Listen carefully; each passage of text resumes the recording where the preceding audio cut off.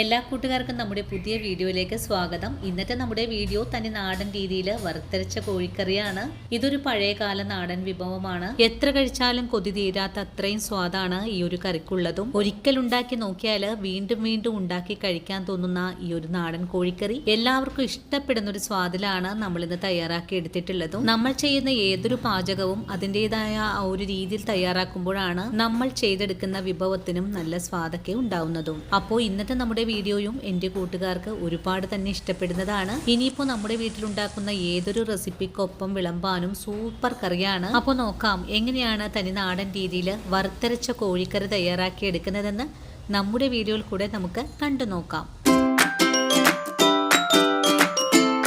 വറുത്തരച്ച കോഴിക്കറിയുടെ പാചകം തുടങ്ങാം. ഇതിനായിട്ട് ഞാനിവിടെ കുറച്ച് മസാലകളൊക്കെ ഒന്നെടുത്ത് വെച്ചിട്ടുണ്ട്. 4 ചെറിയ കഷ്ണം കറുവപ്പട്ട, അരമുറി നാളികേരത്തിന്റെ ഒരു പകുതി ഭാഗം എടുത്തിട്ടുണ്ട്. 2 സ്പൂൺ അളവില് മല്ലിയും 1 ചെറിയ തക്കോലവും 6 ഏലക്കയും 1 സ്പൂൺ അളവില് കുരുമുളകും 1 സ്പൂൺ പെരിഞ്ചീരകവും 1 നുള്ളു ഉലുവയും 1 പിടി കറിവേപ്പിലയും 10 വെറ്റൽ മുളകും 6 കറിയാമ്പൂവും 5 വെളുത്തുള്ളി അല്ലിയും 5 കൊച്ചുള്ളിയും എടുത്തു വെച്ചിട്ടുണ്ട്. നാളികേരം വറുത്തെടുക്കുന്നതിന് മുമ്പായിട്ട് നമുക്ക് നാളികേരവും കൊച്ചുള്ളിയും ഒക്കെ ഒന്ന് കട്ട് ചെയ്ത് വെക്കണം.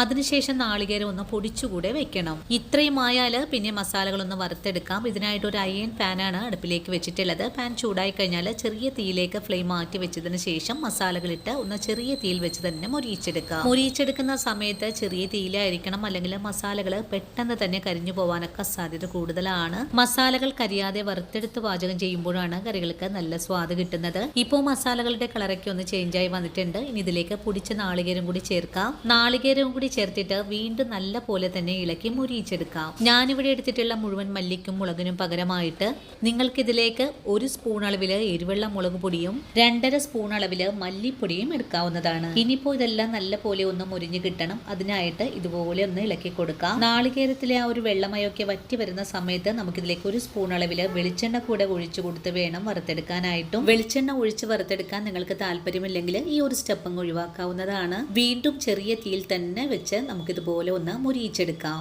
ഒരു 5 മിനിറ്റ് കൊണ്ട് തന്നെ നമ്മുടെ നാളികേരത്തിന്റെ കളറൊക്കെ ഇതുപോലെ ഒന്ന് ചേഞ്ചായി വന്നിട്ടുണ്ട്. നമ്മൾ തയ്യാറാക്കുന്ന കറികൾക്ക് നല്ല കളറൊക്കെ കിട്ടുന്നതിനായിട്ട് ഒന്നും കൂടെ കളറാക്കി വേണം നമുക്ക് വറുത്തെടുക്കാനായിട്ടും. അങ്ങനെ നമ്മുടെ മസാലകൾ നല്ല പോലെ ഒന്ന് മുരിഞ്ഞു വന്നു. ഇനി നമുക്ക് ഫ്ലെയിം അങ്ങ് ഓഫ് ചെയ്ത് കൊടുക്കാം. അതിനുശേഷം നമുക്ക് ഇതിലേക്ക് ഒരു 1/4 ടീസ്പൂൺ അളവിലും കുറച്ചായിട്ട് മഞ്ഞൾപ്പൊടിയും കൂടി ചേർത്ത് ഒന്നുകൂടെ മുരിയിച്ചെടുക്കാം. ആദ്യമായിട്ട് പാചകം ചെയ്യുന്നവരാണെങ്കിൽ ഈ ഒരു നാളികേരം മറ്റൊരു പാത്രത്തിലേക്ക് മാറ്റേണ്ടതാണ്. ഞാനിപ്പോൾ ചട്ടിയുടെ ചൂട് ഇതുപോലെ ഒന്ന് ഇളക്കിയതിന് ശേഷം ഫാൻ ഇട്ട് കൊടുത്തൊന്ന് തണുപ്പിച്ചുകൂടെ എടുക്കുവാണ്. ഇനിയിപ്പോൾ വറുത്തെടുത്ത നാളികേരത്തിന്റെ ചൂടൊക്കെ ഒന്ന് ആറി വരുന്ന സമയത്ത് ഒരു മിക്സിയുടെ ജാറിലേക്ക് മാറ്റിയിട്ട് നല്ല പോലെ ഒന്ന് പൊടിച്ചുകൂടി വെക്കണം. അങ്ങനെ നമ്മുടെ നാളികേരത്തിന്റെ ചൂടൊക്കെ ഒന്ന് ആറി വന്നപ്പോൾ ഞാനൊരു മിക്സിയുടെ ജാറിലേക്ക് മാറ്റിയിട്ടുണ്ട്. അതിനുശേഷം വെള്ളം ചേർക്കാതെ തന്നെ നമുക്കൊന്ന് പൊടിച്ചെടുക്കാവുന്നതാണ്. ഈ ഒരു സമയത്ത് കറി തയ്യാറാക്കി എടുക്കാനുള്ള ഉരുളി അടുപ്പിലേക്ക് വെച്ചിട്ടുണ്ട്. കറിക്ക് ആവശ്യമായ 1.5 കിലോ ചിക്കനും കഴുകി വൃത്തിയാക്കി വെള്ളം എല്ലാം ഊറ്റി വെച്ചിരിക്കുവാണ്. ഇത്രയും ആയാൽ പിന്നെ നമുക്ക് ഉടൻ തന്നെ കറി തയ്യാറാക്കാൻ തുടങ്ങാം. ചൂടായ പാനിലേക്ക് വെളിച്ചെണ്ണ ഒഴിച്ചു കൊടുക്കാം.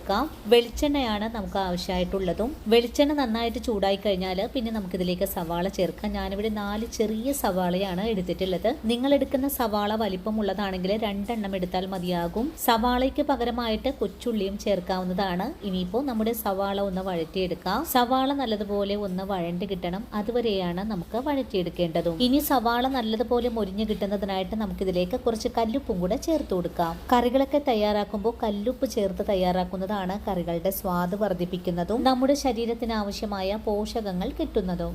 ഇപ്പോൾ നമ്മുടെ സവാളയുടെ കളറൊക്കെ ഒന്ന് ചേഞ്ചായി തുടങ്ങിയിട്ടുണ്ട്. ഇനി ഇതിലേക്ക് കുറച്ച് കറിവേപ്പില കൂടെ ചേർത്തിട്ട് ഒന്നുകൂടെ വഴറ്റിയെടുക്കാം. ഇനി നമുക്കിതിലേക്ക് ചേർക്കേണ്ടത് 1 ടേബിൾ സ്പൂൺ അളവില് ഇഞ്ചി വെളുത്തുള്ളി പേസ്റ്റ് ആണ്. നിങ്ങളുടെ കൈവശം ഇഞ്ചി വെളുത്തുള്ളി പേസ്റ്റ് ഇല്ലെങ്കിൽ 2 ബോൾ വെളുത്തുള്ളിയും 1 ചെറിയ കഷ്ണം ഇഞ്ചിയും ചതച്ച് ചേർത്താലും മതിയാകും. ഇനിയിപ്പോൾ ഇതെല്ലാം കൂട്ടിച്ചേർത്ത് നല്ലതുപോലെ ഇളക്കി ഒന്ന് മുരിയിച്ചതിന് ശേഷം ഇതിലേക്ക് 2 ചെറിയ തക്കാളി കട്ട് ചെയ്തത് കൂടി ചേർത്ത് കൊടുക്കണം. ഇനിയിപ്പോൾ ഈ ഒരു തക്കാളി നല്ലതുപോലെ വഴണ്ട് വരുന്നത് വരെയും നമുക്കൊന്ന് ഇളക്കി യോജിപ്പിച്ചതിന് ശേഷം 1 മിനിറ്റ് നേരം മൂടിയും കൂടെ വെച്ചു കൊടുക്കണം. 1 മിനിറ്റ് നേരം മൂടി വെച്ച് കഴിയുമ്പോൾ തക്കാളി നല്ല സോഫ്റ്റ് ആയിട്ട് തന്നെ വെന്ത് കിട്ടുന്നതാണ്. അങ്ങനെ 1 മിനിറ്റും കൂടി കഴിഞ്ഞപ്പോൾ നമ്മുടെ തക്കാളി കഷ്ണങ്ങൾ ഇതുപോലൊന്ന് വാടി വന്നിട്ടുണ്ട്. ഇനി തവി വെച്ചിട്ട് നല്ലതുപോലെ ഒന്ന് ഉടച്ചു കൊടുത്തതിന് ശേഷം നമുക്കിതിലേക്ക് കഴുകി വൃത്തിയാക്കി വെച്ചിരിക്കുന്ന ചിക്കൻ പീസുകൾ കൂടെ ചേർക്കാം. നിങ്ങൾ ഈ ഒരു രീതിയിൽ കറി തയ്യാറാക്കി എടുക്കുമ്പോൾ ചിക്കൻ പീസുകൾ ഒന്ന് വറുത്തതിന് ശേഷം തയ്യാറാക്കിയാലും നല്ല ടേസ്റ്റ് ആയിരിക്കും. ഇനി ചിക്കൻ കഷ്ണങ്ങളും കൂടി ചേർത്തിട്ട് ഒന്നുകൂടെ നമുക്ക് വഴറ്റിയതിന് ശേഷം ഇതിലേക്ക് ഒരു നുള്ളു മഞ്ഞൾപ്പൊടി കൂടെ ചേർക്കണം. മഞ്ഞൾപ്പൊടിയും കൂടി ചേർത്തിട്ട് ഒന്നുകൂടി ഇളക്കി യോജിപ്പിക്കുന്നുണ്ട്. ഇനി നമുക്കിതിലേക്ക് കുറച്ചുകൂടെ ഉപ്പ് ചേർത്ത് കൊടുക്കാം. നമ്മൾ സവാള വഴറ്റിയപ്പോൾ കുറച്ച് ഉപ്പ് ചേർത്തിട്ടുണ്ട്. അതുകൊണ്ട് നോക്കിയതിന് ശേഷം മാത്രം ഉപ്പ് ചേർത്താൽ മതിയാകും. വീണ്ടും ഉപ്പും കൂടി ചേർത്തിട്ട് ഒന്നുകൂടി ഇളക്കി യോജിപ്പിച്ചതിന് ശേഷം കഷ്ണങ്ങൾ വെന്ത് വരാനായിട്ടൊന്ന് 2 മിനിറ്റ് നേരം ചെറിയ തീയിൽ വെച്ച് മൂടി വെച്ച് കൊടുക്കാം. ഇടയ്ക്കിടയ്ക്ക് മൂടി തുറന്ന് നല്ലതുപോലെ ഇളക്കി ഒന്ന് യോജിപ്പിച്ച് കൊടുക്കണം. ഇപ്പോൾ നമ്മുടെ ചിക്കനിൽ നിന്നും ധാരാളം വെള്ളം എല്ലാം വന്ന് തുടങ്ങിയിട്ടുണ്ട്. ഈ ഒരു സമയത്ത് നമുക്കിതിലേക്ക് നമ്മൾ നേരത്തെ പൊടിച്ചു വെച്ചിട്ടുള്ള മസാലകൾ കൂടെ ചേർത്ത് കൊടുക്കാം.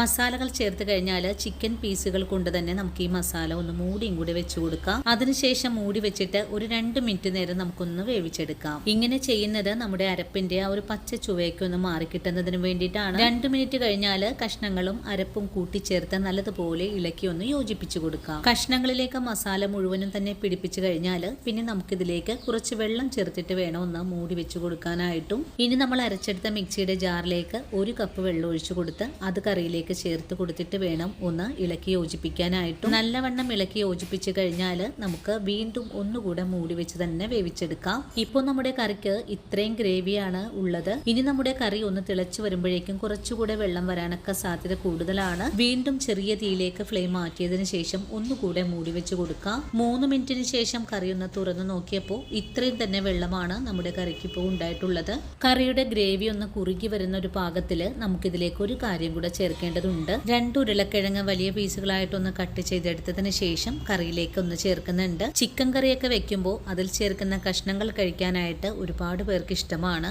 അങ്ങനെയുള്ള കൂട്ടുകാർക്ക് ഈ ഒരു സ്റ്റെപ്പ് ചെയ്യാവുന്നതാണ്. അല്ലെങ്കിൽ ഈ ഒരു കറിയിലേക്ക് ചേർത്തിട്ടുള്ള കഷ്ണങ്ങൾ നിങ്ങൾക്ക് ഒഴിവാക്കി കറി തയ്യാറാക്കാവുന്നതുമാണ്. കഷ്ണങ്ങൾ ചേർത്ത് കറി തിളച്ചു തുടങ്ങിയാൽ ഇതിലേക്ക് ഒരു 3 പച്ചമുളക് കൂടെ നമുക്ക് ചേർത്തിട്ട് ഒന്നുകൂടെ മൂടി വെച്ച് തന്നെ വേവിച്ചെടുക്കാം. 10 മിനിറ്റ് കൊണ്ട് തന്നെ നമ്മുടെ കറി നല്ലതുപോലെ കഷ്ണങ്ങൾ വെന്ത് നല്ല കുറുകിയ പാകത്തിലേക്ക് ആയി വന്നിട്ടുണ്ട്. പാകമായാൽ ഫ്ലെയിം ഓഫ് ചെയ്ത് കൊടുത്തതിന് ശേഷം ഇതിലേക്ക് ഒരു താളിപ്പ് കൂടെ ചേർത്ത് കൊടുക്കാം. താളിപ്പ് ചെയ്തെടുക്കുന്നതിനായിട്ട് ഒരു താളിപ്പ് ചട്ടിയിലേക്ക് ആവശ്യത്തിനുള്ള വെളിച്ചെണ്ണ ഒഴിച്ചു കൊടുക്കാം. വെളിച്ചെണ്ണ ചൂടായി വരുമ്പോൾ നമുക്കിതിലേക്ക് ആവശ്യത്തിനുള്ള കടുകും ചേർക്കാം. കടുക് നല്ലപോലെ പൊട്ടിക്കഴിഞ്ഞാൽ പിന്നെ നമുക്കിതിലേക്ക് ഒരു 3-4 കൊച്ചുള്ളി കട്ട് ചെയ്തതും കുറച്ച് കറിവേപ്പിലയും ഒരു 2 പച്ചമുളക് നെടുവേ കീറിയതും കൂടെ ചേർത്ത് നല്ലതുപോലെ ഒന്നുകൂടെ വഴറ്റിയെടുക്കാം. ഈ ഒരു താളിപ്പ് നമ്മുടെ കറിയിലേക്ക് ചേർക്കുന്നത് നമ്മുടെ കറിക്ക് നല്ലൊരു സ്വാദ് കൂട്ടുന്നതാണ്. ഇനി നിങ്ങൾക്ക് താളിപ്പ് ചെയ്തെടുക്കാൻ താല്പര്യമില്ലെങ്കിൽ ഈ ഒരു സ്റ്റെപ്പ് അങ്ങ് ഒഴിവാക്കാവുന്നതുമാണ്.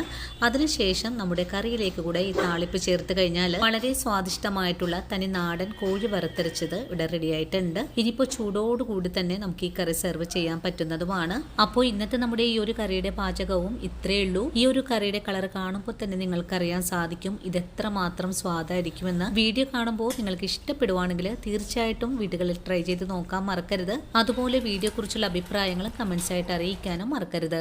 ഇനിയിപ്പോൾ ആദ്യമായിട്ട് നമ്മുടെ വീഡിയോസ് കാണുന്ന കൂട്ടുകാർ ആരെങ്കിലും ഉണ്ടെങ്കിൽ ചാനൽ ഫോളോ ചെയ്ത് നമ്മുടെ ഫാമിലിയിൽ മെമ്പർ ആകാനും മറക്കല്ലേ. ഇനിയിപ്പോൾ ഈ ഒരു വീഡിയോയും കണ്ട് വീടുകളിൽ ട്രൈ ചെയ്ത് നോക്കുമ്പോൾ ഈ ഒരു റെസിപ്പിയുടെ സ്വാദ് നിങ്ങൾക്ക് ഒരുപോലെ ഇഷ്ടമായിട്ടുണ്ടെങ്കിൽ നിങ്ങൾക്ക് ഇന്ന് കിട്ടിയ ഈ ഒരു അറിവ് നിങ്ങളുടെ കൂട്ടുകാരിലേക്കൊന്ന് ഷെയർ ചെയ്ത് കൊടുക്കാനും വീഡിയോ കുറിച്ചുള്ള അഭിപ്രായങ്ങൾ കമന്റ്സ് ആയിട്ട് അറിയിക്കാനും മറക്കരുത്. ഇനിയും ഇതുപോലുള്ള നല്ല നല്ല വീഡിയോസ് ഒക്കെ ആയിട്ട് ഞാൻ നാളെ ഓടിയെത്താം. അതുവരെയും സ്നേഹത്തിന്റെ ഭാഷയിൽ വീണ്ടും കാണാം.